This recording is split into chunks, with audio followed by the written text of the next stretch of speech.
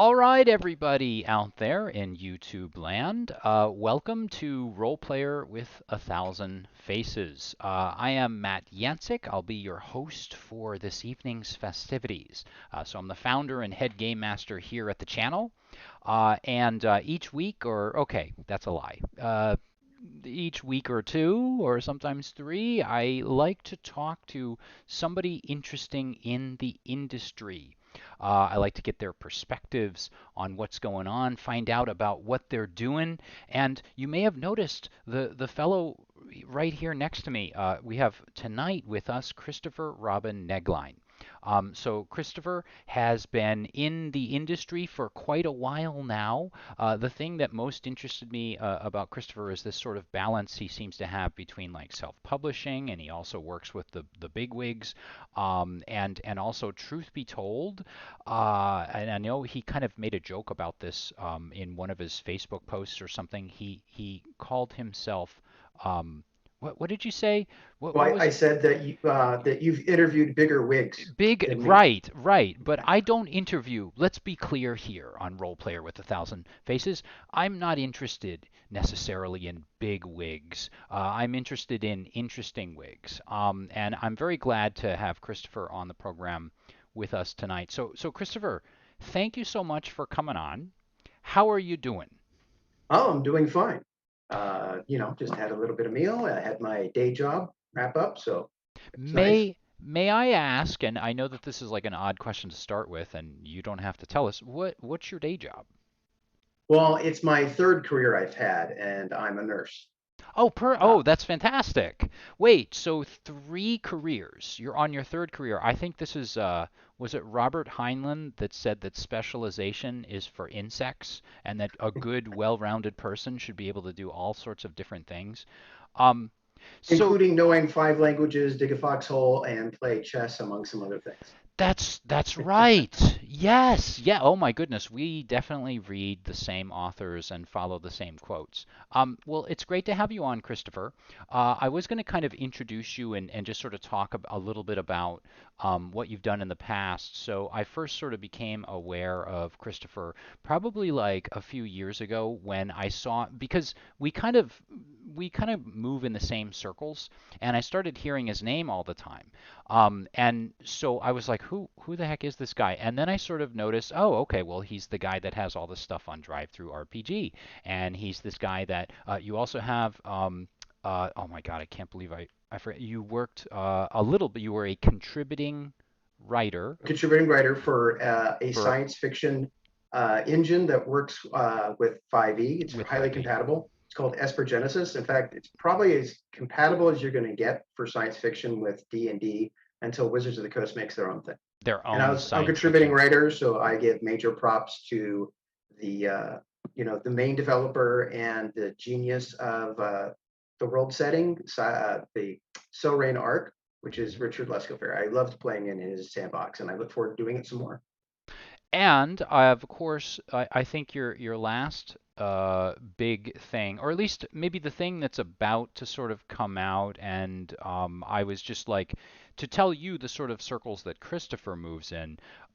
So with Here Be Dragons, he is also a contributor to Monte Cook's their new adaptation of Monte Cook's Diamond Throne, which is Unearthed, Arcana, and Evolved, which are going to be published, and I'm a backer for, and I know they're due in September, and I'm sort of crossing my fingers that COVID delays won't make it delayed, but I kind of realistically know it probably will be.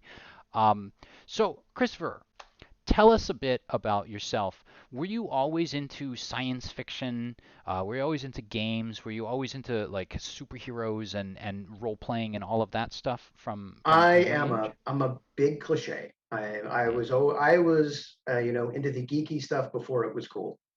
Um, ever since the beginning, I was a farm kid who had ADHD and a huge imagination and some very confused parents about what to do with this guy.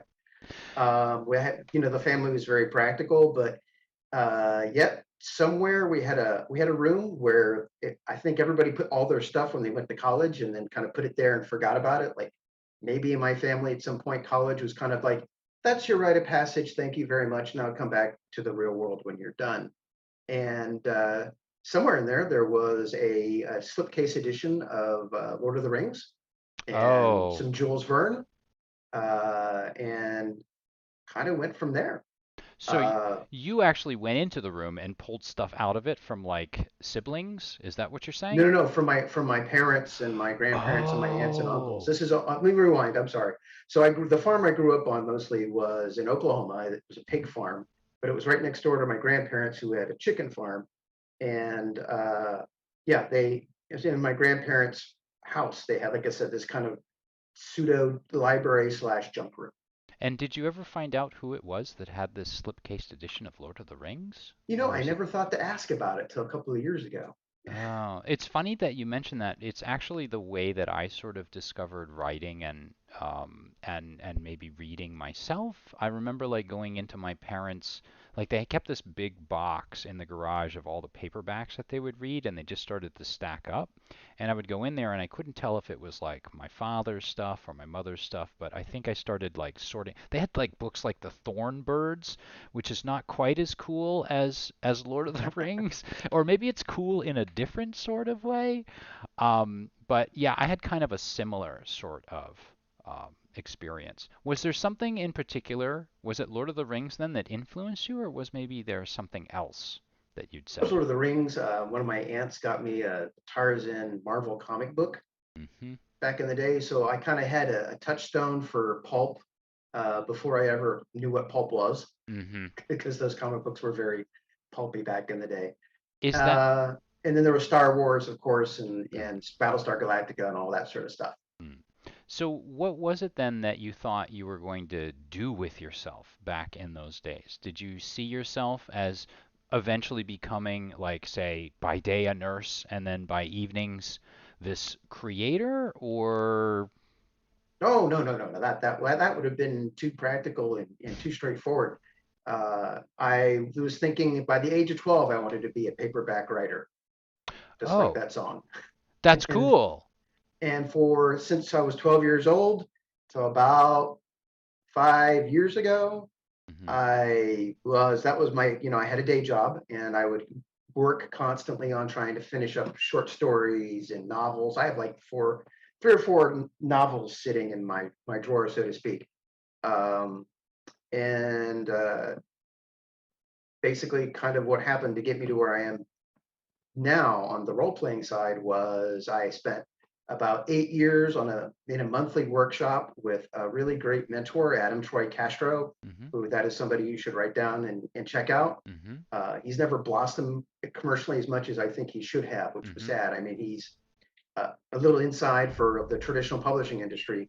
You get a thing called an advance, Hmm. which is the money and the reason they call it an advance is because it is in advance of your royalties. Uh, And then when your royalties catch up with the advance, if there's anything left, they start to come in. right. Sadly, the way it works, a lot of times, a lot of books don't earn out their advance. Ah, I see. And Adam has had books that have earned out their advance. Right. How was And it? Oh, I'm sorry. Go ahead. oh, actually, I met him at a comic book store that doesn't even is even around anymore. And he was like, "I write novels," and I'm like, "I've never heard of you, but I'll give it a try." Of course, later on, I developed the theory of Gupta versus King, which is, Stephen King. If I'm a writer and I say I'm a writer, but I'm not Stephen King, so you do books? Oh, that's nice.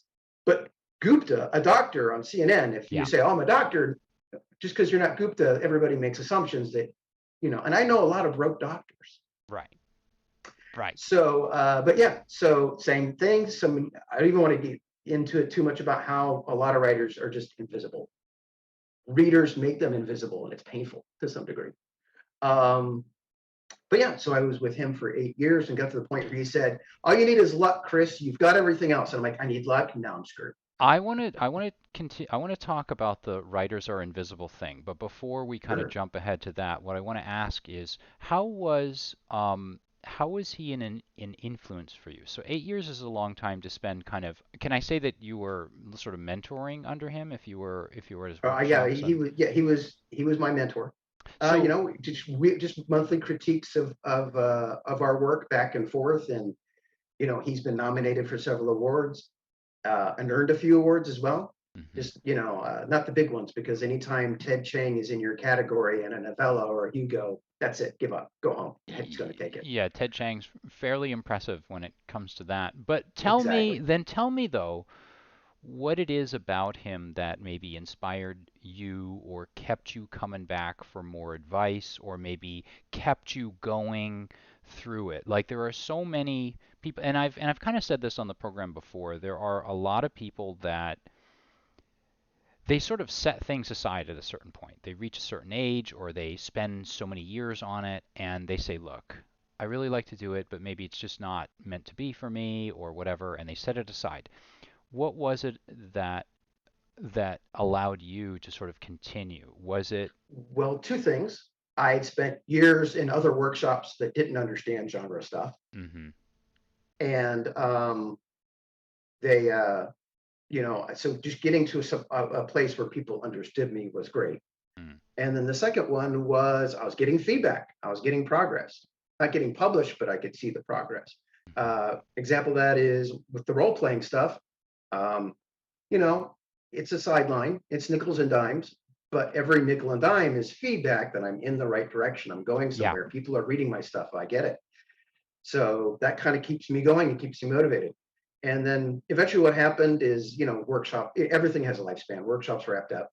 Yeah. And my friends, Brian Dalrymple, Rich Lescofair, and Eric Weiner put together Alligator Alley Entertainment. Mm-hmm. And they were in a workshop. I'd started my own workshop. They were in it. They liked what they saw, and they invited me to participate in Esper Genesis. And that's kind of one part of how I got into it. And the other part was, as you know, D&D now, Dungeons and Dragons now has the DM's Guild, Yeah. where you can do community content.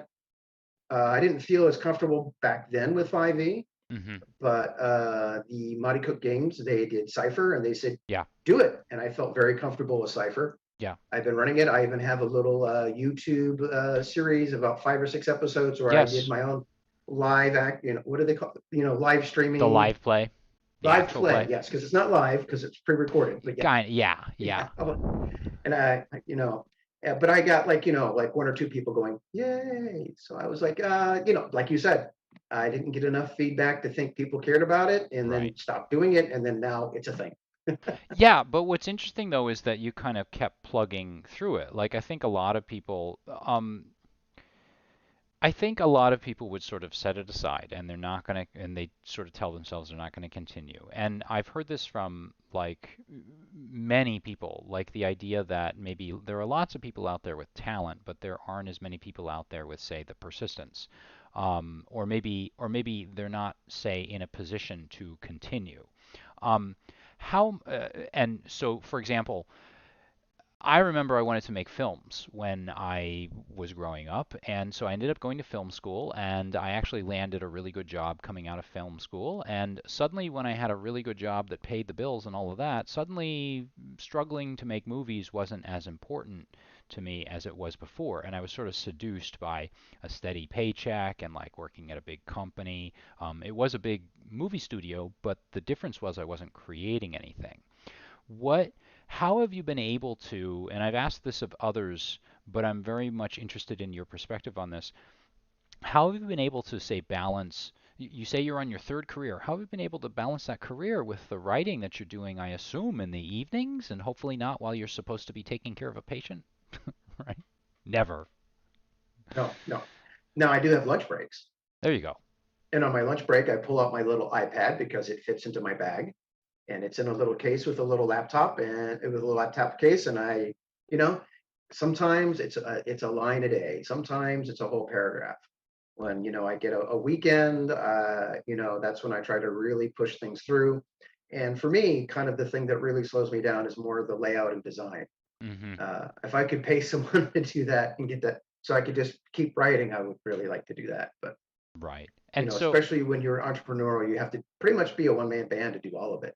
I'd say that part of the reason I'm persistent is, I don't know, ever since I've been 12, this is what I wanted to do. It's mhm, kind of morphed a little bit, yeah. but and I always constantly have ideas. Um, And kind of the cool thing about doing a role playing versus a novel or a short story is novels and short stories, you take them, you rewrite them, you write them, you polish them. But it takes time. A lot of writers, you may call them and you may go, I love your thing. To them, that novel you're reading is already 2 to 3 years old for them. And to be honest, if you're doing it really, really right for fiction writing, Mm. by the time it's ready, you are sick of it. Even Right. Neil Gaiman is like, I'm sick of seeing, the stuff I write because I just go at it again and again. And role playing seems to have just a shorter cycle of what you can kick it out, and then you can get some feedback, or you get another idea, and you can just keep, a Well, lot of writers. You have writer's block, and for me, the writer's block is not where do I get my ideas. My writer block is I'm stuck on how to say the way I want to say it, and I'm not saying it the way that makes me feel like I've said it the right way. right. Uh, I mean, I could be an idea guy. Yeah. We all know those are Yeah. So, all day. so let me ask you then. So the writing of, I'm assuming the writing came first, and then the Yes. interest in RPGs came later when you met, Well, or 12, I wanted to be a paperback writer. okay. Around 13, I went to a Boy Scout camp, Ah. and somebody was talking about orcs and flaming swords. Mm-hmm. And that was Dungeons and Dragons.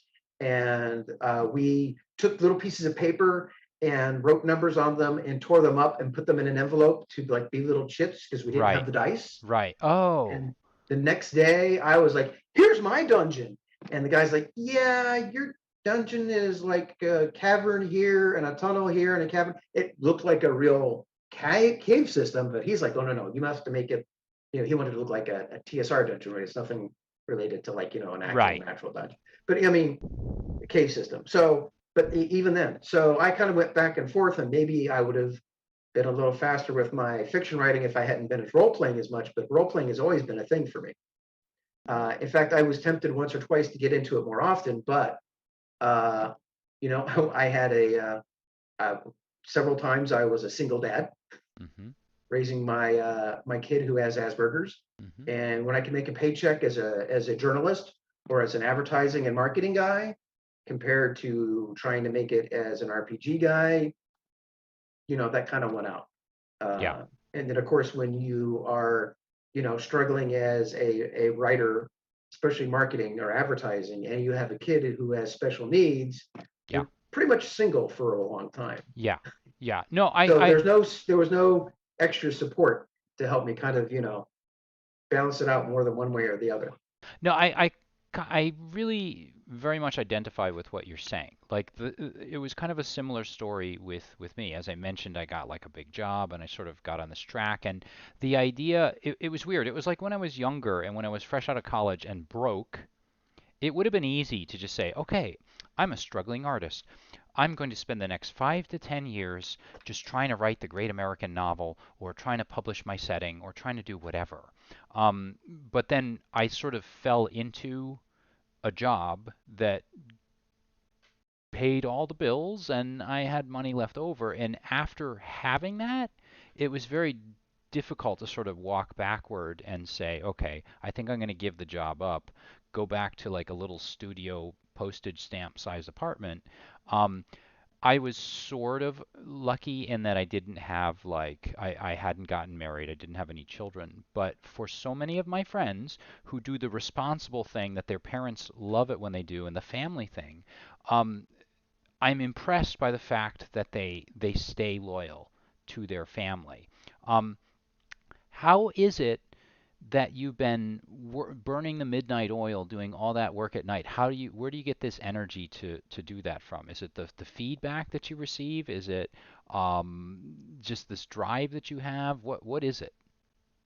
It may be more the drive. It just if because my current girlfriend, she notices I get cranky if I don't get the right after a day or two. Hmm. If something's happened and we've been busy, or light work's been exhausting, she's like, you go write. Right. You need to write. What I'm do you like, th- yes, I do. what do you think the process does for you that maybe helps you that way? Like, do you think it's some sort of withdrawal when you don't get to write, or is it something else? I mean, I just have ideas and I want to get them out. I want to get them on the page. see them there. And then, like I said, the benefit of like being able to be a little self-published, in RPGs and stuff like that is I can like literally make the product. Right. Nothing is holding me back, but time. In fact, I've joked around saying if I could do this full time, it would be a wonderful part-time job.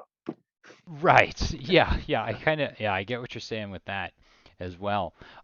So then what would you say that your primary like sort of genre of interest is? Or do you think that it kind of shifts like depending on what you're writing? Do you Well, I noticed that I do a lot of punk things.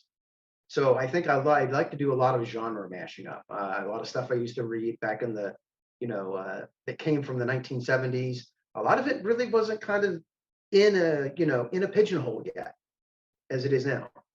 So, there was a lot of science fiction, science fantasy, that sort of thing. So, but on the flip side, I do prefer like when magic has some predictable rules to it versus, hey, it just works when it needs to work. right? So, and then as for role playing, I especially like it because if you have a bigger kitchen sink, that's just another thing you can pull out of your toolbox when you need something for inspiration. Because I do a lot of improv, which is one of the reasons why I do the cipher system is because it's built for letting GMs just kind of riff on what they've got So versus. would you say then that because one of my questions traditionally is I kind of like to hear this because I think it says something about personalities. Do you consider yourself more of a GM than a player? Oh, I've been a forever GM for Oh, forever. okay. Like all my friends way back, and once I got from Boy Scout camp and was able to go to the Sears and Roebuck catalog and get my red and blue book, if that tells Is you, that really where you got it from? I yes, think that's Sears and Roebuck. awesome. I And loved that catalog. introduced my friends to it. I was the one running it. Right. In fact, I don't remember actually getting to play in high school.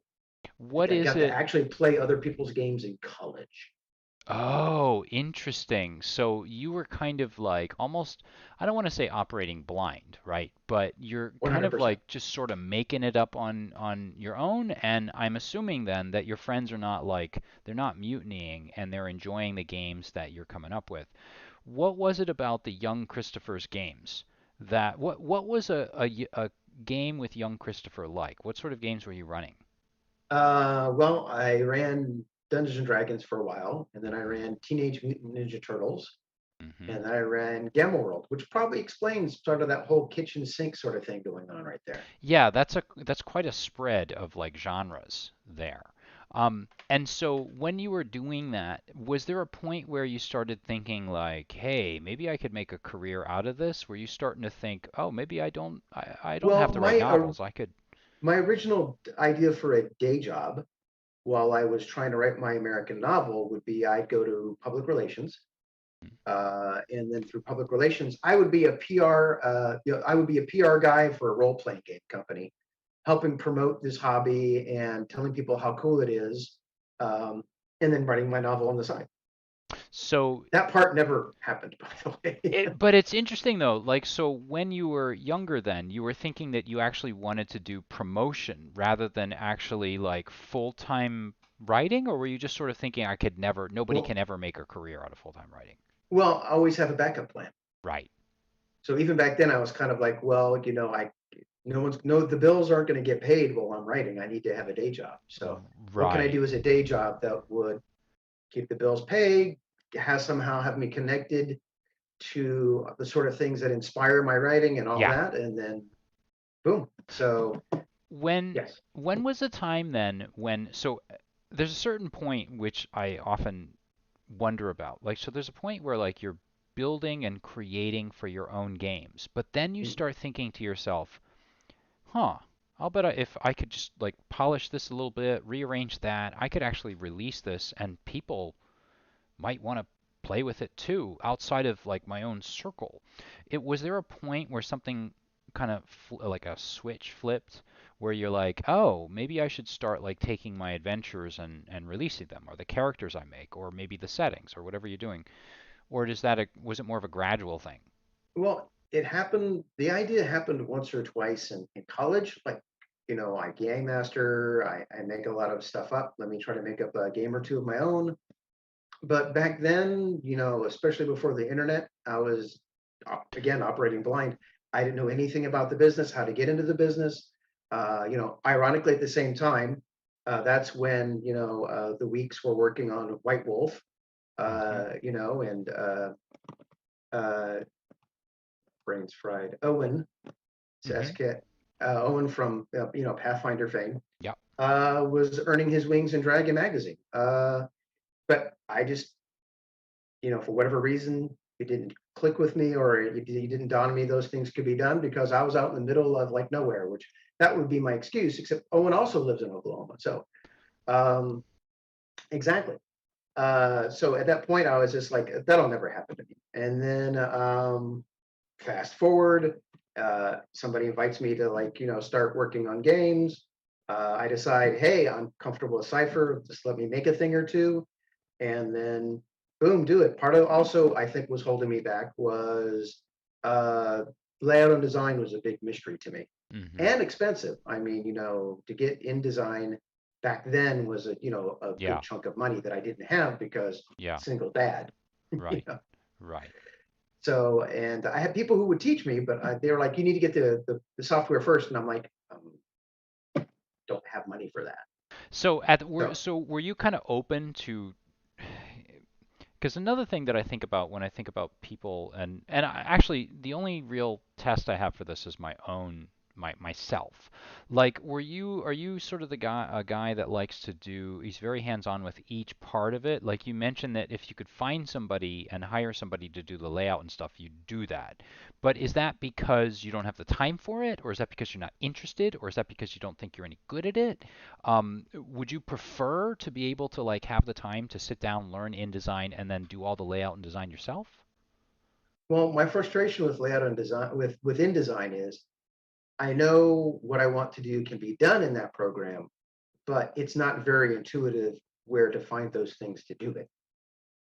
So I feel like somebody who knows it could do it faster. Um, I used to be a project manager Hmm. for different marketing departments. So, creative teams can be small and highly motivated by themselves. And, if you can get some good people, you don't really need to micromanage them that much. Right. I mean, I've had wonderful experiences with, hey, artist, this is what I have for an art brief, and I come back with something that is even 10 times better than I thought it was going to be. Right. And Right. then, so yeah, I mean, I would like to focus on what I like to do, writing, and have others get, the rest of it done. But all of that costs money. Yeah. So, Yes. And so the more you can do on your own, it's that famous triangle, right?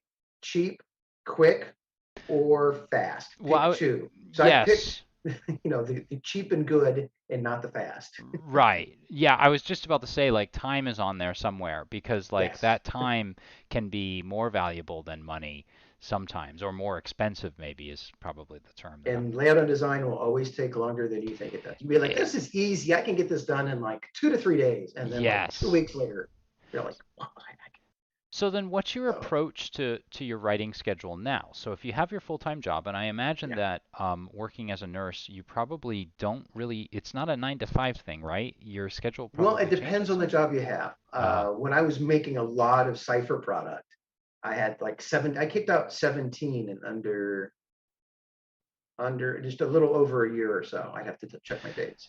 But that was, I would work for 3 days, three 12-hour shifts, mm, and then I would have 4 days off. So I had 4 days, so I could do a lot of writing, and I could do some layout and design. And at that point, I was hanging out with my buddy Brian. Just as a side note, by the way, Brian Dalrymple, who also owned the Adventure Game Store, passed away about 4 or 5 months ago. Um, People, go get your annual physicals. Don't make it, especially when you're older. Don't make a joke out of it. You never know what's yeah, going to happen.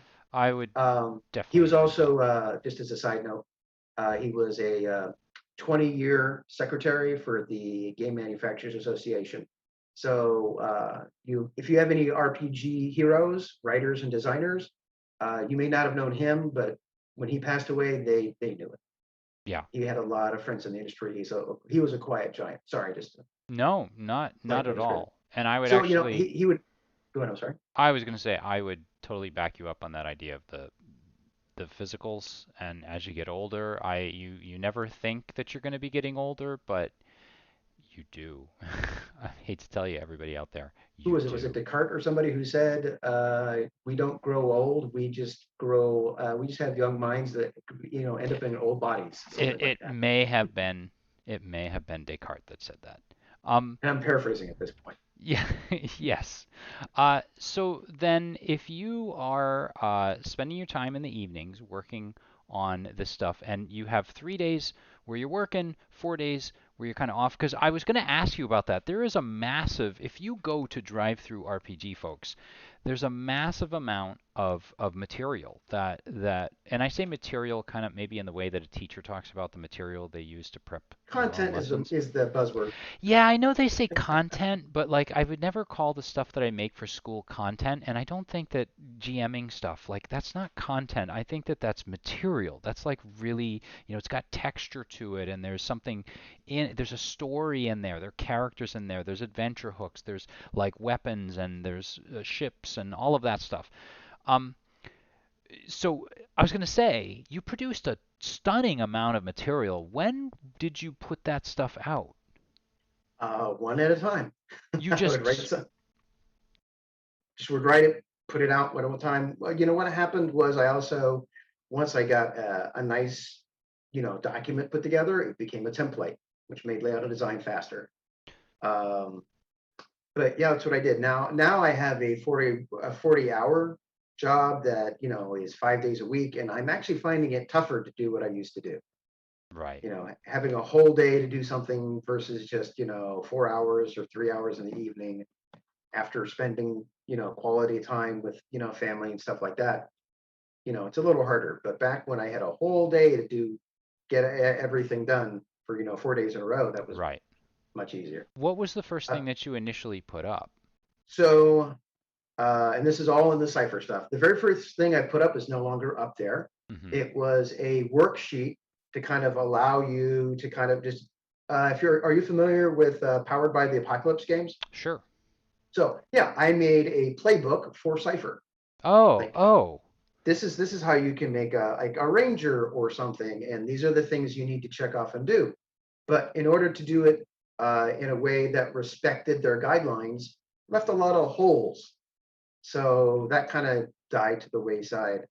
And then the next one I made, which gained some popularity, was called Cruise, or is called Cruise. hmm, And as you know, for Cipher, your character is built out of a menu for three different aspects, which is your adjective, your noun, and your verb. hmm, So, but if everybody wants to play in a band in the game, that means you have to give up one of these three to represent your band. yeah, Whether it's your descriptor that says how good you are at playing the saxophone, or your focus, adored by millions, to show your fame. So you're giving up something. So cruise was an additional descriptor, hmm, the best way to put it, that gave the entire group a themed ability plus a little extra something to the side. Like a perfect example, a musician's band, you got, a performance skill, and then like every week or so, you could call on your band manager to do something for you. right, right. Or if you were a cop, you could, bend the rules a little bit, turn a blind eye if you needed to something, What and then get, some sort of a level of authority, of course, in a social situation. what was it about, say, Powered by the Apocalypse or Cipher System that appealed to you so much that you're like, I'm going to put this out there and try to distribute something that works with it? What do you? Well, I had some familiarity with it, but for me, what it is Cypher is an asymmetrical game. There's what the game master gets, and there's what the players get. And it's designed that way so that the players have lots of knobs and bits and pieces and numbers to play with and manipulate, while the game master gets a very stripped down system. They don't even have to roll dice. Yeah, Rolling a dice for a GM is totally optional because the players roll not only to attack but roll to also defend. right, So, but yeah, the game master just has to assign a number to a challenge or a creature between 1 to 10, and then can use the multiple of 3 of that. So a creature that is level 3, has the numbers 3 or 9 as a default for its hit points, its armor class, um, its attack number. And that's all you got to, and that's what that's all the GM has to really do, and they can riff on that. They have some other things called GM intrusions Mm-hmm. that allow you to, do a lot of things that you would do anyway as a game master, but now you can bribe the Yeah. players to go along with your twist. Right. And if they don't really like that twist, instead of just saying, I don't want to really do it, or, go along with it but not be happy about it, they can say, yeah, that's not for me, and pay you to say, basically kind of pay a little price to say, no, thank you for that twist. And so what is it about, say, your GMing style that appeals to you? Like, does that free you up to do something else that you enjoy doing, or does it get rid of something you don't like doing? How does it fit? How does it fit you as a game master? Well, I think for me, probably the point where just, you having a pace, things are going, and then somebody has to look up a rule Mm-hmm. or look up an ability. And for, the way Cypher is designed, uh, it doesn't hurt for the game master to know that, but as long as you're kind of embracing the philosophy of Cypher, which Mm-hmm. is the players are going to figure it out. You've given them so many toys and things to use. Whatever you're throwing at them is going to get figured out. Yeah. Just it's more of a question of when. Right. And when you're like comfortable with that and learning how to manipulate that, then it doesn't matter what they have. You just kind of roll with what they're throwing at you, and you Right. just do it as improv, which I think, so does that mean everything is improv off the cuff every night? No, but I do go in with something, but a lot of the stuff I go in with, it's kind of plan B. Like if the players don't come up with something cooler or crazier, then this is plan B, right? Right. Okay. I actually like that philosophy. So what you're saying is you may prep a certain amount of stuff, but it sounds more like you're trying to tease things out of your players. And should those players come up with something great, you're more than willing to sort of let that sort of wash over the story and then take over. Um, can I ask then, what what sort of prep would you do typically for a game? Like, for example, are you running anything right now? Oh yeah, And actually, I'm running right now. I was blessed in that my players were bitten by the GM bug, mhm. and for a couple of years, I haven't had to run anything. But they're like, "It's your turn, Chris, please." And I'm Right. like, "Okay, you asked for it."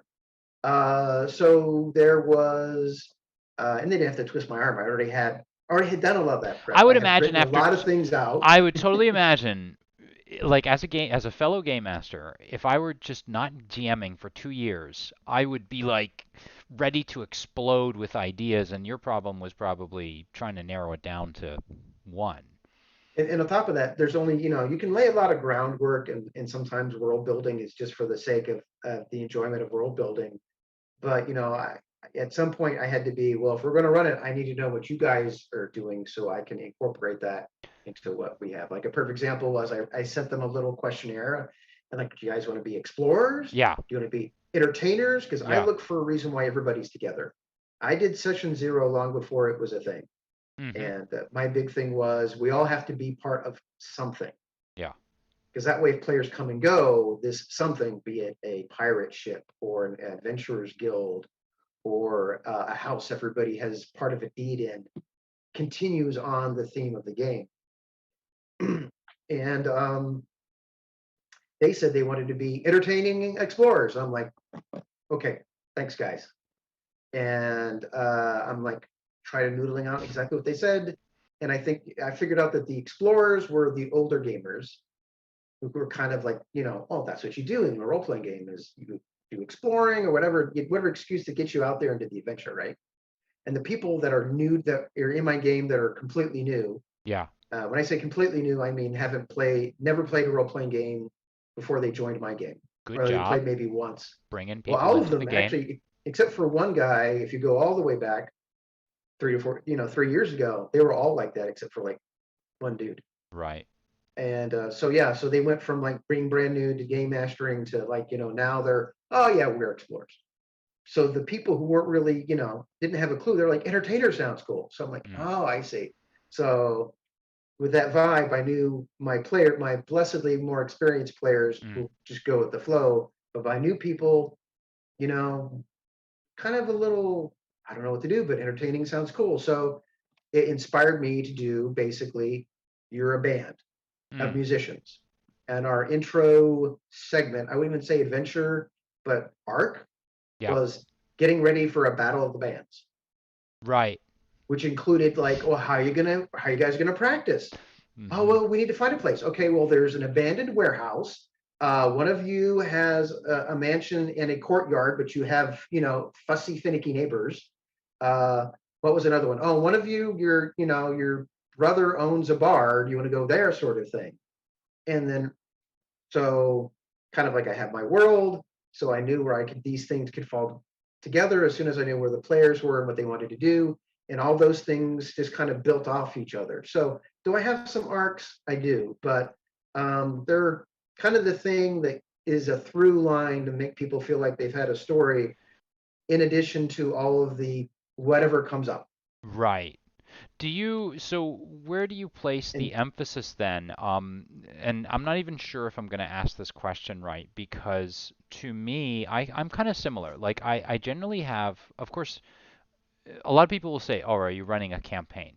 But to me, the word campaign kind of doesn't mean anything. It just means a game, a series of games that have gone on for a very long time. And within that, there are arcs or seasons or things like that. And then of course within that there are like episodes or whatever or issues or whatever you want to call them. Do you sort of try to just maybe set a long-term goal of like okay in the next like 5 to 10 weeks we're going to explore this particular topic and then you're sort of making each game up as you go along, or do you have like an idea for two or three different steps ahead at any given time? I guess the answer would be all of the above. Okay. Partially Right. because um, planning too far ahead is just, for a lot of game masters when they plan that far ahead. I've planned that ahead. That's content I've made. What do I do if they don't follow it? So they kind of shoehorn things in. Um, Yeah. but yeah, I mean, and I've been notorious that if things wrap up, they wrap up when they wrap up. Right. When I was running a Esper Genesis, there we go. Hey, Rich. Game, we wrapped up at level 4 because that's kind of where all the storylines kind of did their thing. And I also left on a kind of a high note slash cliffhanger. So I Hmm. liked that.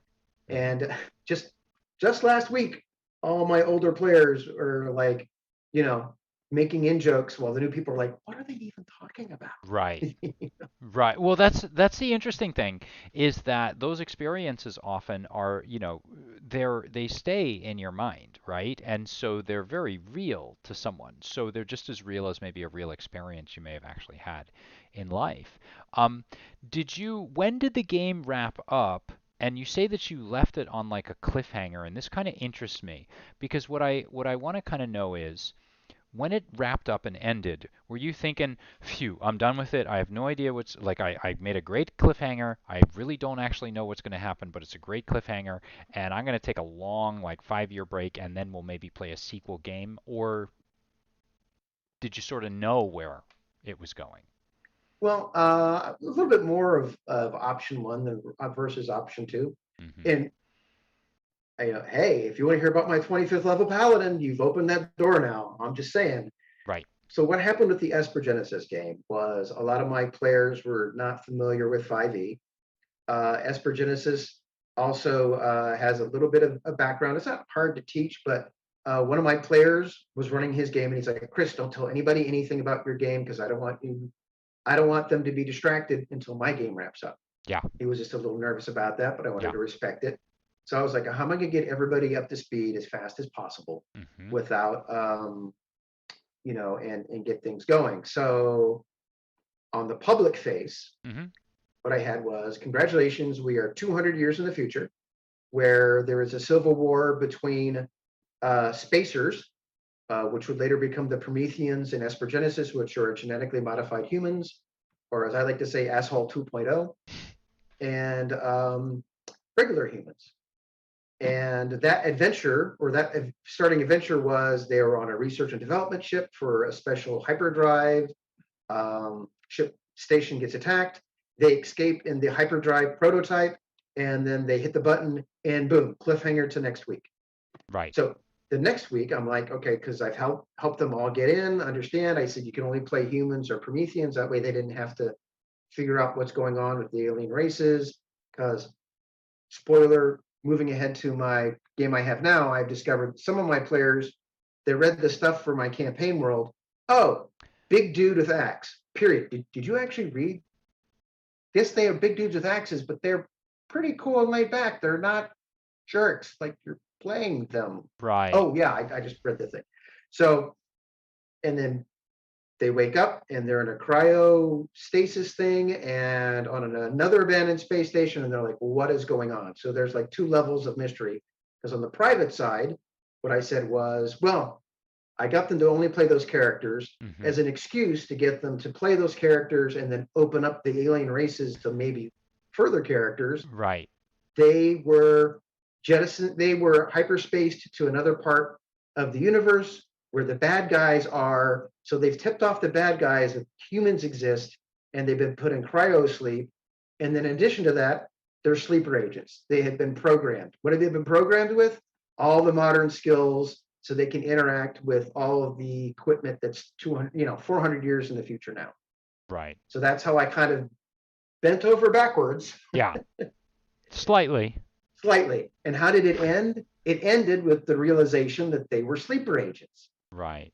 And it does that's sound the like you're cliffhanger. thinking ahead. Well, I was going to say it does sound like you're thinking ahead, but maybe not that extra step ahead of thinking ahead, maybe. But I think that's great. Like, I love it. And then, I mean, honestly, like, so I hope one of my players is not watching now, but They never do. Go ahead. No, why would They they? Why never would they? do.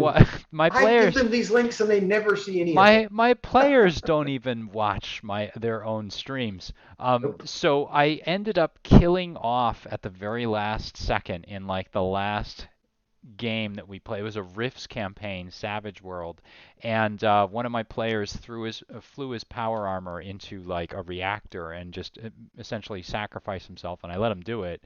And I was like, I have no idea how he's coming back. I just don't know. But I kind of knew he was coming back, but I didn't really know. And so I just sort of set the game aside and I let my batteries charge. And it's been 9 months or so, and I think I know how to bring him back and I know how it's going to go. But I think that's part of the fun is like flying by the seat of your pants in between each adventure. You set up like a cliffhanger, and even you, I don't know, okay, I can't speak for you, but I don't know how to get out of it. But then after a week of thinking, like really hard, because I'm like desperate, like it sometimes kind of comes out, and I'm like, oh, good. Or I put a little spin on the ball that sort of makes it seem like it worked, and they willingly suspend their disbelief. I'm sorry, but this is not the Matt Yancik show. I want to know, what do you think? What does Christopher think a good player does when they come to the table? So we talked about the way you're prepping, but what do you think a good player does when they come to your When they come to table? the table, Yeah, what do they they bring? realize that while they have a character that has its own personality, Mm-hmm. there's a certain limit where you have to still, I mean, just like if you're watching a TV show and you have to kind of work with the tropes. Yeah. You're watching a horror. Why aren't you like sticking together? Why are you splitting up? Never split the party, right? Right. Same thing. You may have a character that's a lone wolf, but you have to be a lone wolf in a certain way Yeah. that still works with a group. Yeah. So there's that. And of course, you may not have to have system mastery of something, but you have to kind of know what your stuff does Right. and pay attention to what goes on. There's a weird little, philosophical divide I've noticed, at least for me, Mm-hmm. which is a lot of players, when they see their character is not physically at a location, pick up Right. the phone because I'm not there. I'm not supposed to know that. And I'm like, no, no, no, no, no. You as a player, it's your turn to like watch the TV, so to speak. Yeah. And if you have an idea, you can say it to another player. Right. You can give another player an idea for that character to do something. This way, the guy who plays the dumb barbarian can still help out the smart wizard be even smarter. Right. Because sometimes some of us play something against our nature because we just need that bit of escapism. So I've known a lot of guys that are very bookish that instead of doubling down and becoming a wizard, they're like, I'm going to play a barbarian because I don't have to think. Yes. And then suddenly there's a puzzle and they're like, Yeah. and you're like, go ahead and say something. Just say it to the player. It's not your character.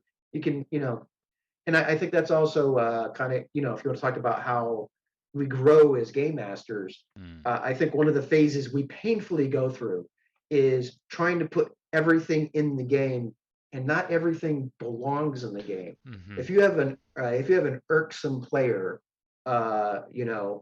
instead of trying to like punish them in game, or there's a difference between the consequences of characters' actions and then just trying to teach a lesson or an object lesson Yeah. in the game. If it gets to the point it's an object lesson, then you might want to just say, hey guys, let's take a break, and talk player to game master over the table or away from the table. I like this philosophy, and I actually completely agree with this. I think that a lot of the advice that I see online, like in Facebook groups and things like that, is very counterproductive to what's going on at the table.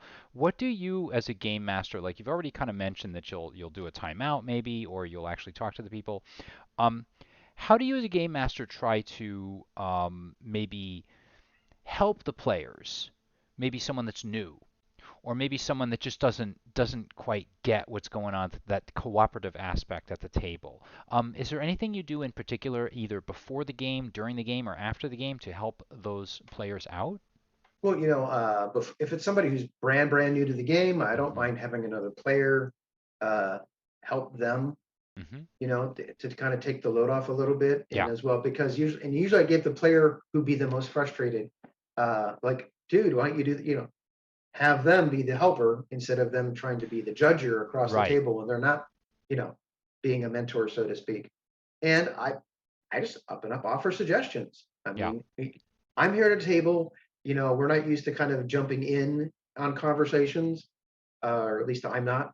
So, I'm very like, well, you could talk to them, or you could do this, or, give several different options, kind of choose your adventure Yeah. sort of thing. And I've seen people go from that to really opening up, and, sometimes maybe I've created a monster and they never shut up. Right. Well, do you see this? Which is a different.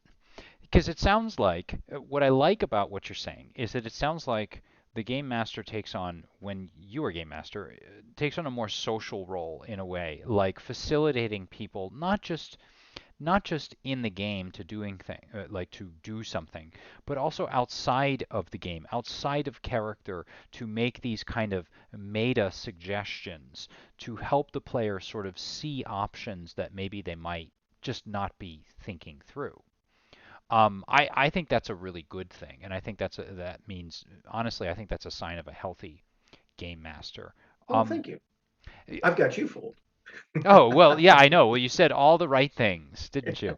Um, well, you did sort of touch upon one of the questions that I was going to ask you, and that is going back to Christopher that ordered the red box from the Sears catalog, and Christopher that just ran this Esper Genesis game, or whatever you're currently running, the last game that you ran was. How do you think that Christopher's grown as, how do you think you have grown as a game master since then? And one of the things, of course, you mentioned was when things shouldn't be put in the game. But can you either elaborate on that or give us more of an idea of other things that you've noticed? Or I think a lot of it was the natural progression of the phases that a game master goes through, mm-hmm. from do I do everything right, and am I locked into the rules, and do I do the rules right, to uh, eventually learning how to let go of those things and learning more how to work and play with the crowd and get cooperation at the table, versus, is that the right +2, who went in the right order sort of Yeah, thing. And like, also picking different game systems that play to my strengths. yeah, uh, and like I said, for the longest time for me, all role playing was a big black box. I didn't learn until much later that a lot of those guys that were writing stuff were winging it, very much so. I mean, especially like for storyteller, I thought, I was like, I don't understand how these things work. And what's their secret map? There was none. Hmm. They just made stuff up as they went Right. on. Right. Uh, and especially now that I'm designing, I feel very free in, being able to kind of, it's not like, uh, I'm thinking I've got the vibe. I'm thinking I've got the wavelength of the game, but that I can make the game fit my wavelength. How If that makes much? any sense. I think I get it. Like you can add your particular flavor to the game. Is that safe to say? Like you I are would say adding so. your flavor, your sort of your interpretation. So if I'm going to play your version of Exalted, it's going to be, it might have some of the basic kind of ideas of the Exalted world, but it's also going to have more of a look and feel from you as opposed to if I play it with another friend of mine who runs the same game and maybe some of the names are the same, but there's a different vibe to it, I would imagine. Um, so with that kind of idea in mind, is there anything that you feel like you've gained? So we sort of talked about the way that you may have changed as a GM and sort of grown. Is there something that has changed you as a person, maybe in your everyday life from running games, or maybe vice versa? Is there something you bring in from nursing to gaming, or from gaming to nursing, or from advertising careers, or when you're, journalism or anything like that? Do you think there's any kind of a crossover of skills? I think there has been. Well, especially when I was just starting in high school, I was very antisocial, very socially awkward.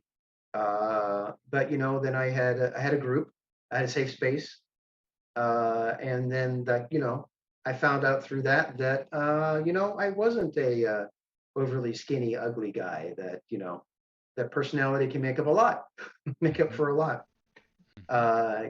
I had my growing pains and the self-esteem, but yeah, I don't think I would have been into marketing and advertising and feeling comfortable in front of a crowd if I hadn't been in front of like, my friends, improving and pulling stuff out of my ass, you know, younger 2 or 3 times a week. Now, basically just once a week and maybe 2 to 3 hours versus, oh, geez, in high school, what we did is I had a friend, we would, he'd go visit his mom for a visitation. And that visitation was she would let us just play our games 24/7 at her house. I mean, we That's would literally play until we were like, there goes the dice. that is And that that's is it. not a bad thing. I would be 100% behind something like that. That'd be great. Like I would love some spot where I could just go and just play or like show up and there are always like games going on and all of that. Um, what sort of an impact then? So if that is maybe your own particular the bond between life and gaming, do you think that games have some sort of a cultural impact on people, or do you think that ultimately they're just games? I mean, you say that, but I mean, cultures have had games universally. I may not be as universal as food or warfare or the desire for peace, which is basically the desire to be left alone and have your family and you prosper. Mm-hmm. Um, but it's been in every culture. Now, some cultures have tweaked them. I mean, England had this very perverse time in Victorian where games had to be educational, and that's all they could be was an educational tool. Um, but especially with the role playing games merging into the stories and Mm-hmm. trying to tell stories. Though I do hesitate to call them stories nowadays because that comes with a lot of baggage. When you call it, I would rather call it an experience Mm-hmm. because like a per example is, oh, I want to play a lone wolf character. Why? Because I've seen Wolverine in his comic book about him, Mm-hmm. but we're playing an ensemble cast. This is closer to Buffy the Vampire Slayer, but even Buffy is among equals Right. versus Wolverine. But it's a story I want to it's a character I want to do. So I'd rather call them experiences. So and video games are the biggest industry we have. They're bigger than movies now. Movies, Yeah. purely stories. Video games are basically RPGs or dexterity games, but almost all of them, as a hook to keep you going, they feel like they have to give you what? A story. Right. Um, So, but yeah, especially since, games and even board games now, they come with a presentation. The presentation comes with a theme. The theme kind of tells you a story. So now that games, especially have merged with stories, I think they have a cultural impact. And I also believe, no diss against sports or drinking, but I mean, that is the impression we've been given, that in our adult lives, those are the only two things we can really get to enjoy.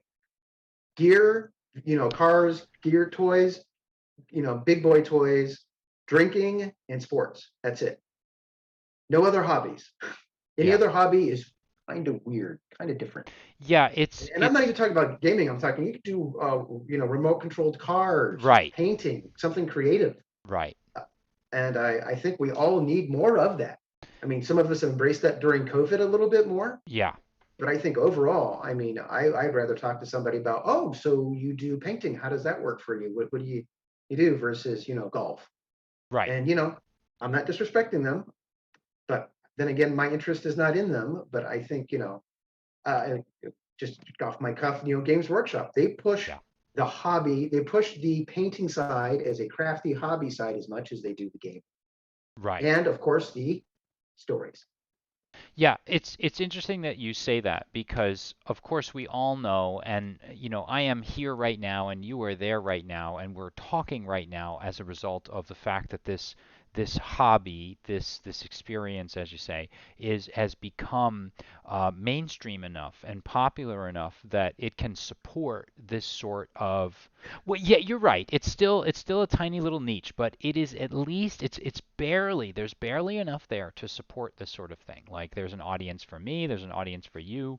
We're all, I will. Chances are, if you're watching me right now, I've probably watched you too, and there's an interest in that, and things have grown in a way that has sort of, I think, affected us as a culture, at least as far as the United States goes. Like I can't really speak to Europe, I can't really speak to Asia or Africa or anything like that. I just know kind of like what I know here at home. And you're right. I mean, I remember when I was growing up, and maybe this is the old conundrum about like there's sports is a legit thing to be into, and the idea of like when you're you know, there are certain things you can be into, your job, your sports, and one of them was not like playing Dungeons and Dragons and role playing and things like that at all. But nowadays I look around my table and I see, a variety of men and women in in a variety of ages, and they're all mixed together, and we're all basically just pretending to be monsters and like angels and all kinds of crazy fantasy characters or science fiction.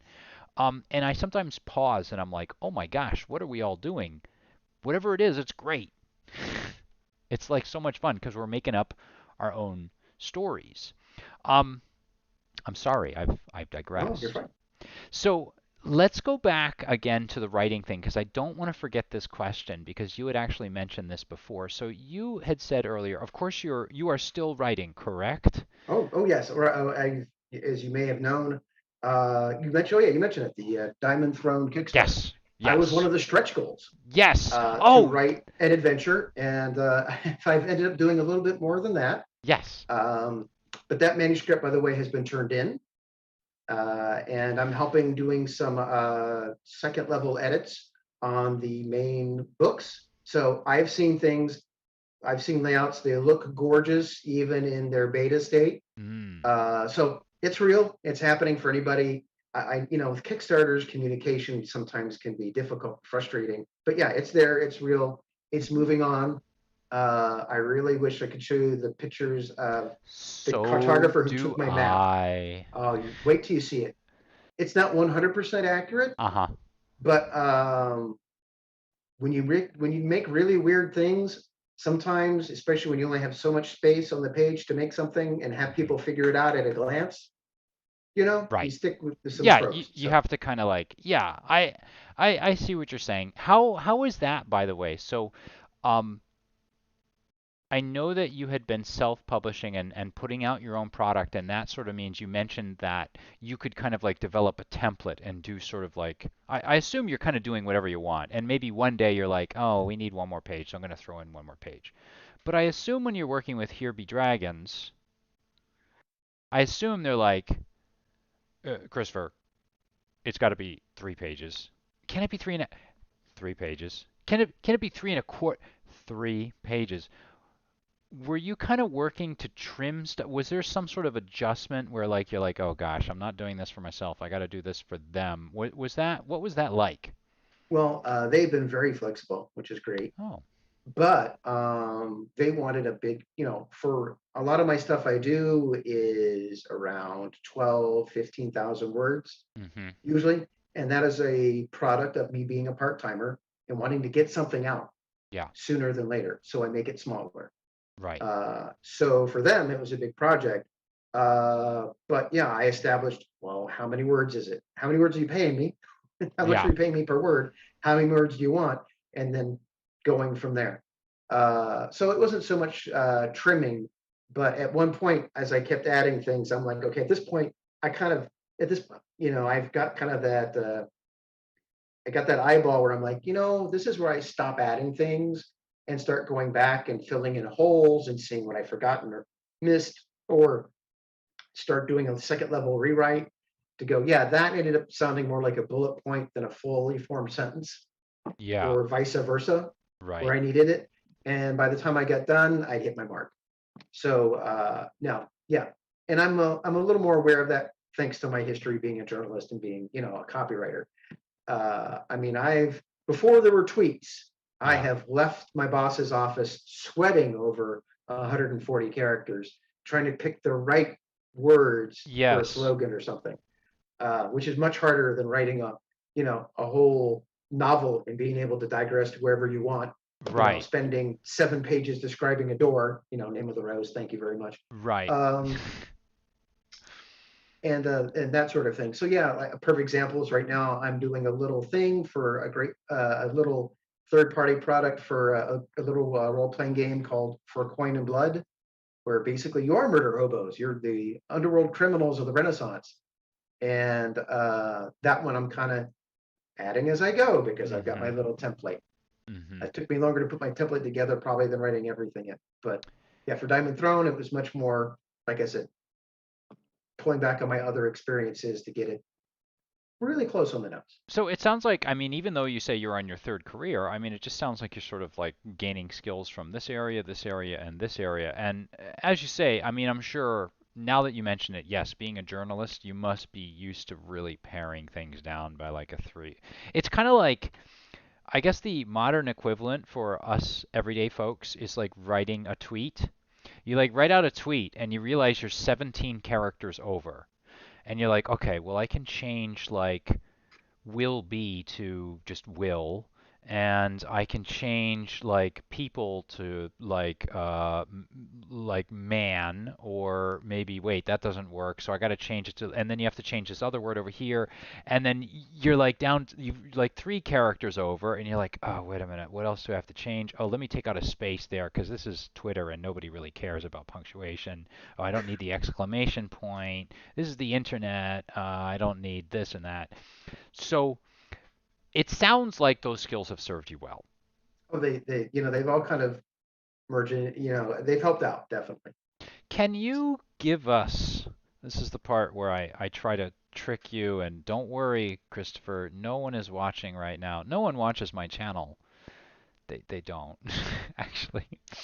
Can you tell us a little something about like your little story, your contribution, your adventure for Well, it Diamond is Throne is? number 3. Wonderful Dean, who was a previous guest on your show, Yep, he's writing Alpha Dean. he's writing the first adventure. Hmm. And yes, we have chatted with each other and collaborated, so that it kind of Oh, is it gonna like? dovetails. Yeah, Oh. because Dean and I are cool. And now Dean's cooler than me, to be we honest. know that, well, Dean's cooler than all of Well, us. it's pretty much. So now we know if Adventure 1 fits in with 3, we can draw an assumption here and say maybe Adventure 2 also fits in I there. would. I haven't met the writer for number two, so, You're but I'm scratching assuming. your ear as if you're No, scratching I'm, it I'm not too pulling it. much. I'm Like not I don't know, pulling it. are you giving like a some sort of deeper meaning here? No, Um, so it you're not gonna. involves it Oh, involves the okay, big bad guys, okay. not the original bad guys, Uh-huh. but the grandkids Oh, of cool. Diamond Throne, if that makes any sense. Yes. Because Diamond Throne is a little convoluted on their bad guys. Yeah. The dragons have come back, but then they had kids, and then those kids had grandkids. Oh, this sounds so cool. So is this So yeah, so is the age like I'm sorry, the era is kind of advanced by like a generation or two here. I mean, it's in the modern era of the game, Right. but I bring forth a monster that is nasty and ugly, and give a reason for them to be even more twisted. What was it like I mean, I What gotta is it be like? like, how would it be to take something that Monte Cook created and then to like say, yeah, I'm gonna like contribute something to this too? Was it intimidating for you, or you're like, ah, I got this, I'm gonna do it? How? I did a lot. I did a lot of reading.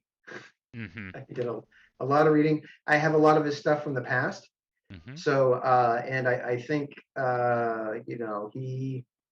and he's kind of in the same wheelhouse as I on appreciating certain things. Mm-hmm.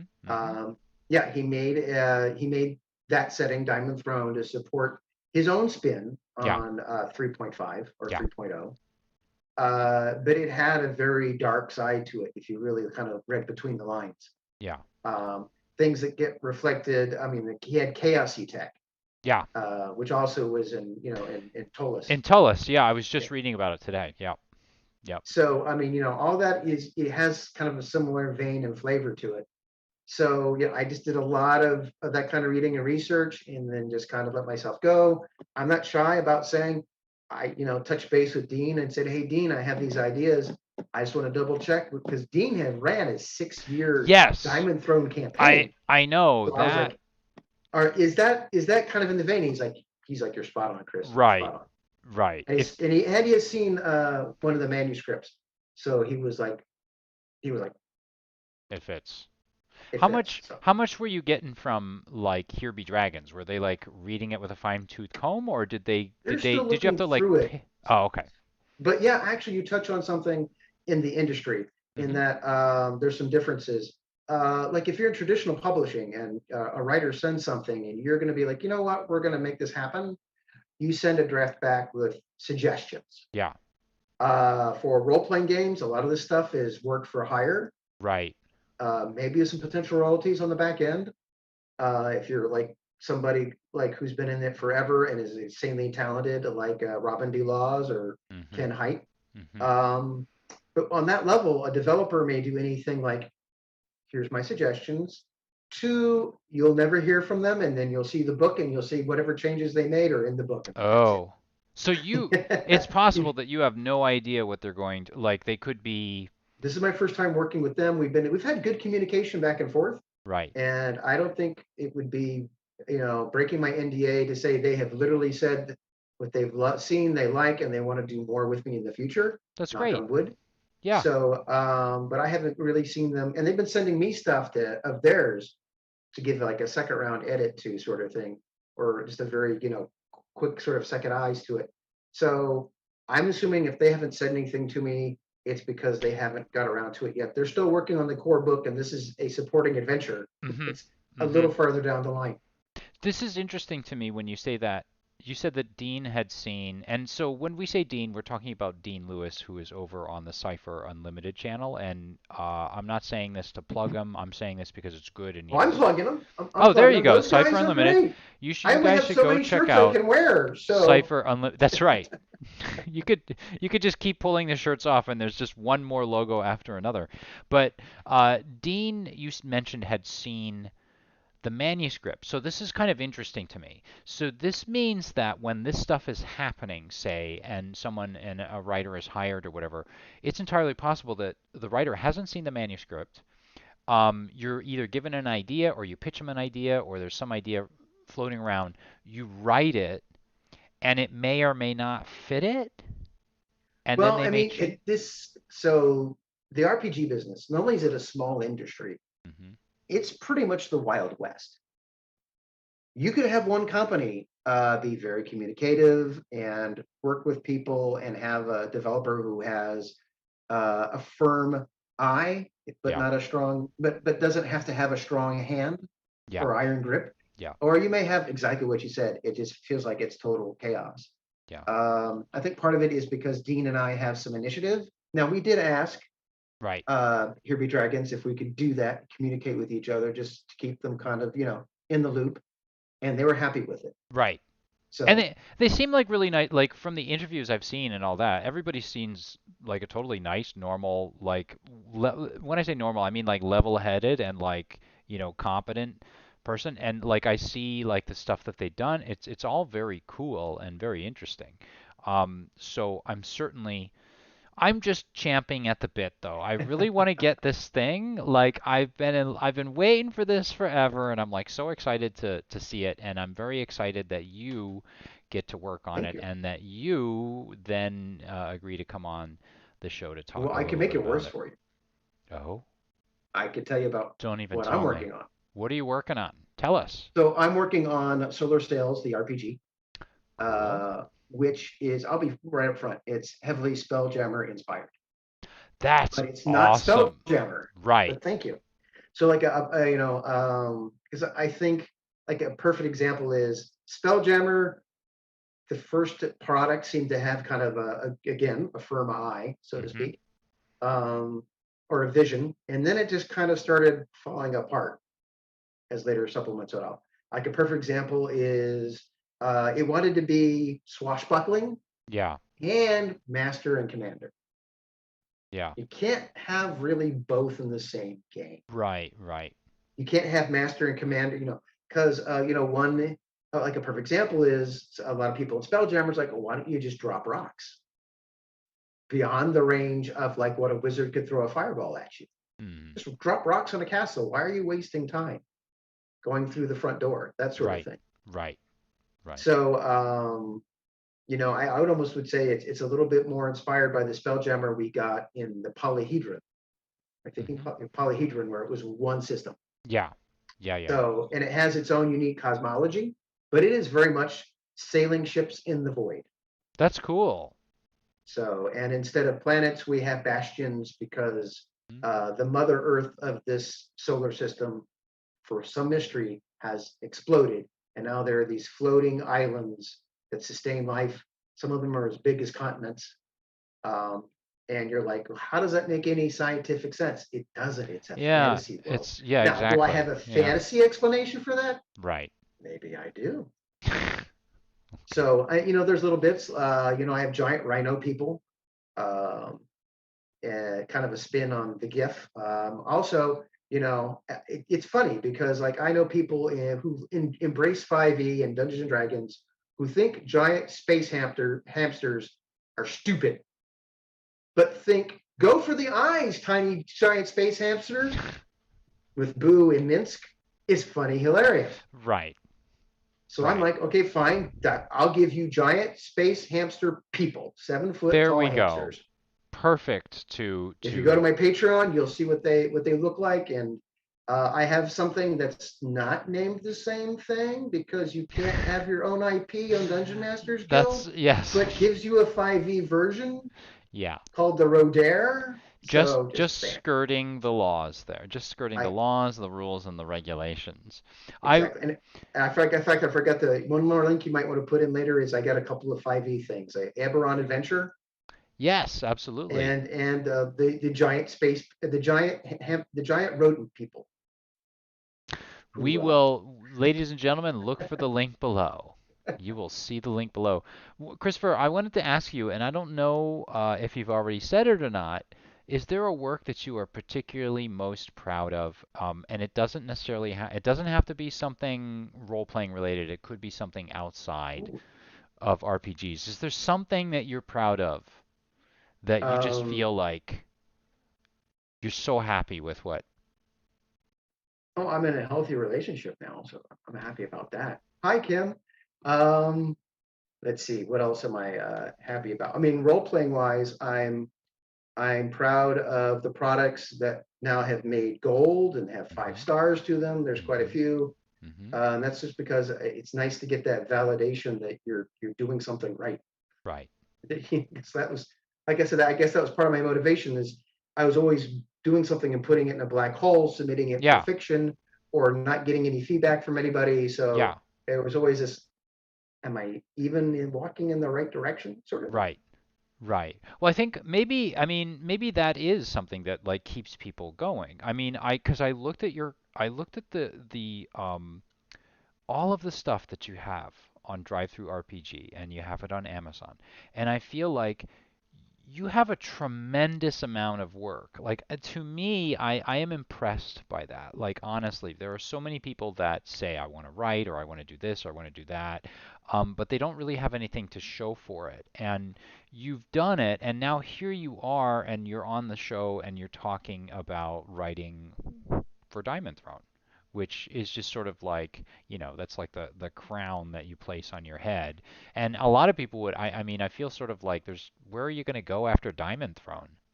Well, I mean, like I said, I'm working on little projects here and there that kind of excite me. Right. Um, I'm thinking of doing a Esper Genesis project in the future, which would be a little more in the DIY vein that we have going on in our world current and in our game and our RPG industry right now. Mm-hmm. And I would like to get solar sails to be like kickstarted and kickstarted well. Yeah. That would probably be the thing where I'd be like, Is there a timeline for that? Like you have an idea, or is it well, I'm still in hoping its maybe next year I will feel confident enough that I have enough material right? because, you call it Kickstarter. A lot of us call it kick finisher.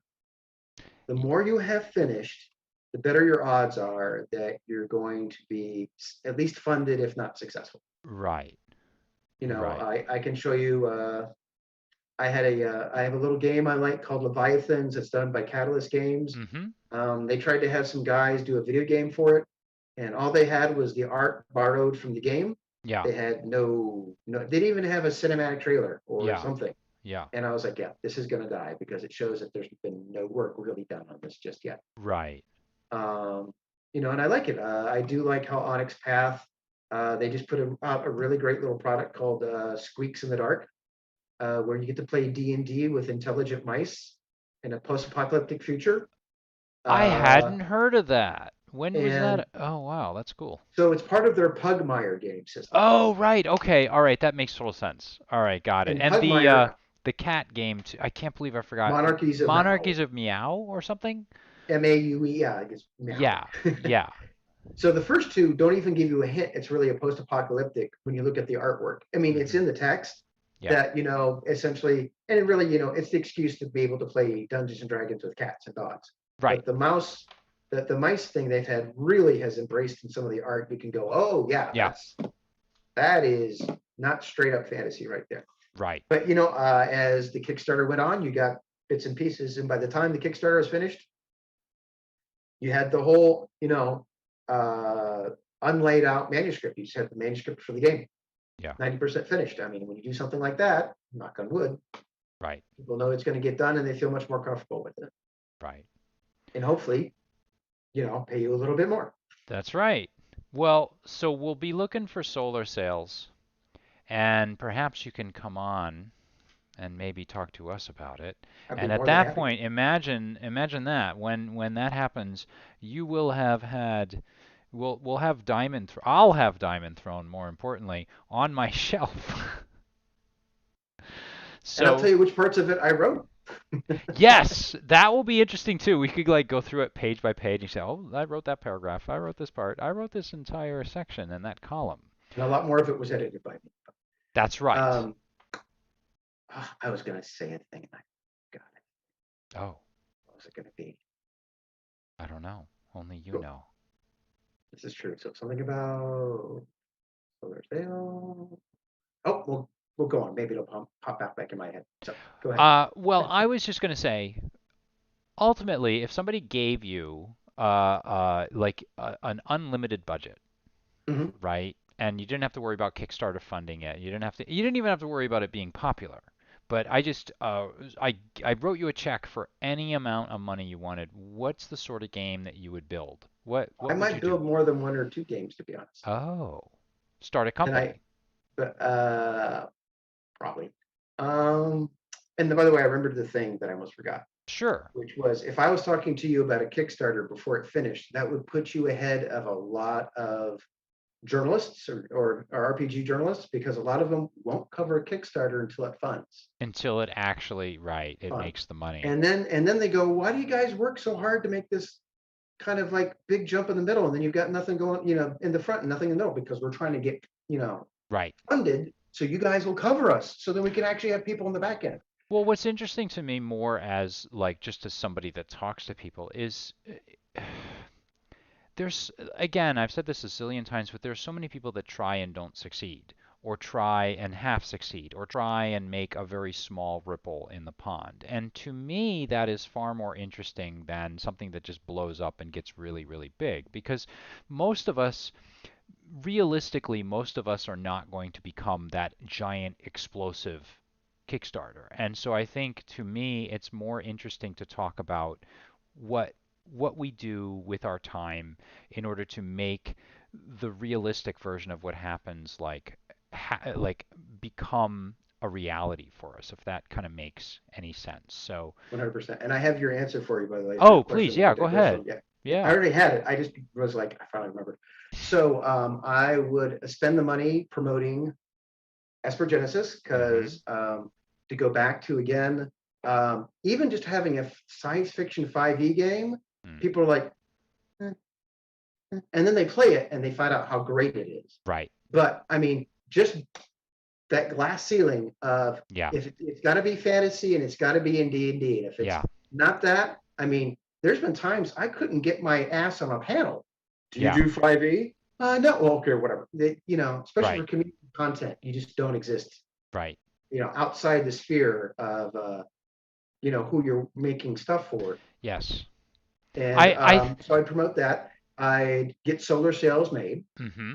It would come out in Cipher and 5e because one would be awesome and the other would get the bills paid and also be awesome That's in a right. different way. In a different way, right.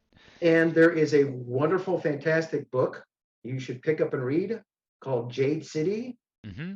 by Fonda Lee. Yes, I know the author's name of the book. Mm-hmm. For people who never read bylines of books and go, I can't find good stuff to read. Well, have you looked at the authors that write your media tie-in stuff and maybe read more stuff outside that? That's But no, right. I want to read more of just exactly what I just read.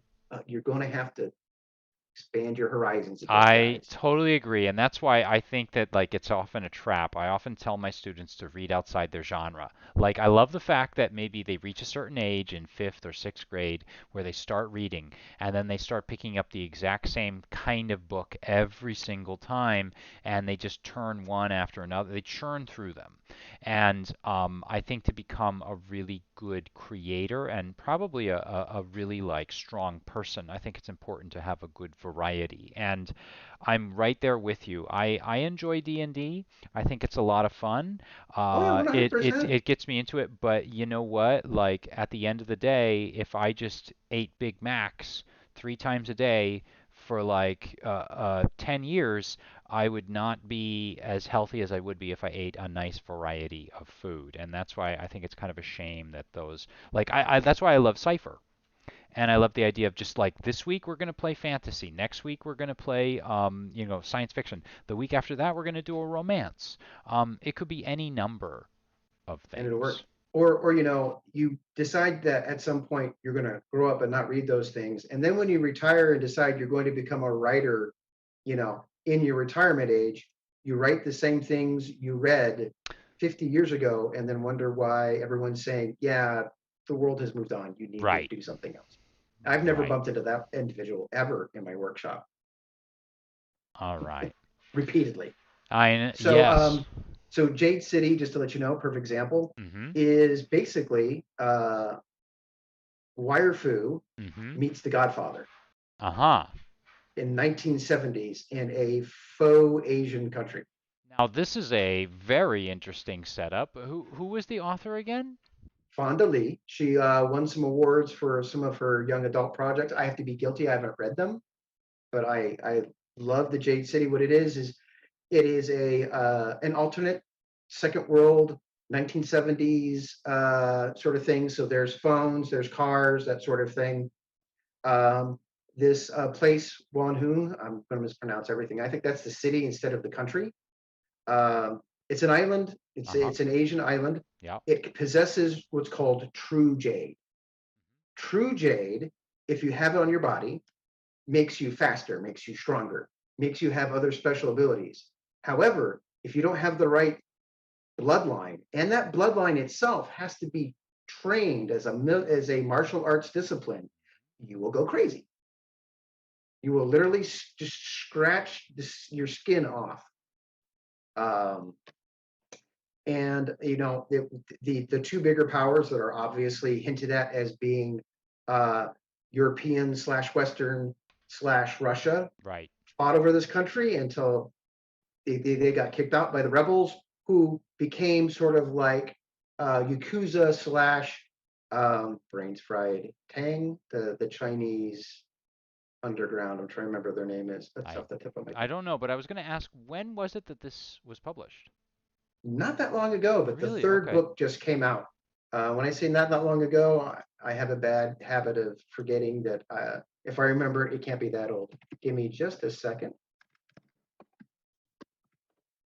So, yep, lots of Godfather style loyalties and allegiances.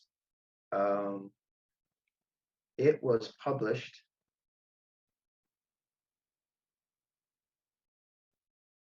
Here comes the awkward silence. That's It won that's awards in 2018. okay. So So 2017 is probably when it was printed. relatively recently then. All right. Yeah, So and it I would served call as it a bit recently. of an inspiration for you as of late? Yeah, I mean, I would love to turn that into an RPG. Mm. And it Oh, didn't hurt when I actually twittered there's her and that's said that would you like that to be an RPG? I mean, I wasn't trying to promise anything. Her answer back was that would be a life goal. well That would be that's what you do with your unlimited budget right there. exactly Is there you go. because it Um would be great. It would be fun, especially with the right system. But if it's not D&D fantasy, it's an yeah. uphill battle to make it a successful product. Yeah. Well, people like yourself, people like me, people like Dean, we are all working to help promote Cypher and help promote a more diverse sort, and I mean story-wise anyway, a more diverse approach to role playing. So Christopher, I just want to say thank you so much for coming on the big program. We're about out of time. I have put links to Christopher's materials in the description below, and I'm also going to get some of those links that we probably talked about through our interview, and I'm going to add those to it after the interview. So please do check those out. As most people know, and as I usually say at the end of each program, I bring on people that I think are interesting. I'm not bringing on people just for paid promotion or for anything like that. So if you have the opportunity or if you have the chance, I recommend that you try out some of Christopher's stuff. It's available on DriveThruRPG. It's available on Amazon, and of course, you're pretty soon. You're not really going to have a choice when you pick up Diamond Throne or when you pick up Esper Genesis. Like that's like it or not, you're supporting him. So if you like what you've seen tonight, if you've enjoyed the interview, please do think about hitting that like and subscribe button, but maybe even more importantly, please spread the word. Please share this interview or perhaps another one. It would help me out a lot. It would help get the word out about what Christopher is doing with Diamond Throne, and it just helps make the community a bigger and better place. So thank you so much for watching. Last of all, I want to thank Christopher himself for coming on. I want Well, everybody thank you. to know that for about 4 or 5 months now or so, I've teased him by telling him, please come on the program, and then I give him a date, and then that falls through, and then the other one falls through, and it's been my fault the whole way. Christopher's been very patient with me. He's put up with my tomfoolery and my buffoonery for 3 or 4 months now, and it's definitely been worth having you on the program, Christopher. So thank you for your patience. Thank you for coming on. I would say good luck, but the truth is, you don't need to tell someone who's publishing in Diamond Throne like good luck, because like you're already doing just fine. So thank you all very much. Thank you, Christopher, and everybody out there. Happy gaming and stay safe.